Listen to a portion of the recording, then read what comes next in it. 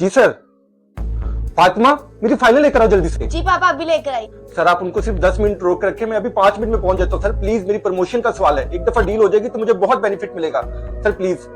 अरे फातिमा, जल्दी फाइल ले आओ यार। जी जी पापा आगे बस। ये ले पापा।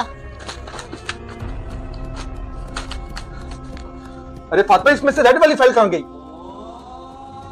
बाबा आप एक काम करें, अजान हो रही है, आप नमाज पढ़ रहे हैं, मैं तब तक आपकी फाइल ढूंढ देती हूँ। तुम्हारा दिमाग खराब है क्या? अगर आज उनसे मीटिंग ना हो पाई तो मेरा प्रमोशन नहीं होगा। नमाज पढ़ लो।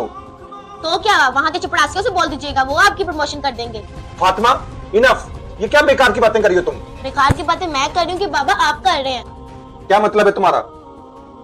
मतलब ये कि एक बड़ा अफसर आपको कामयाबी की गारंटी दे रहा है, उसके ऊपर तो आपको भरोसा है। वो सारी कायनात का मालिक यानी कि अल्लाह दिन में 5 बार आपको बुलाता है, हय्यल अल फलाह, हय्यल अल फलाह, आओ कामयाबी की तरफ। तो बाबा उसके ऊपर आपको भरोसा नहीं है?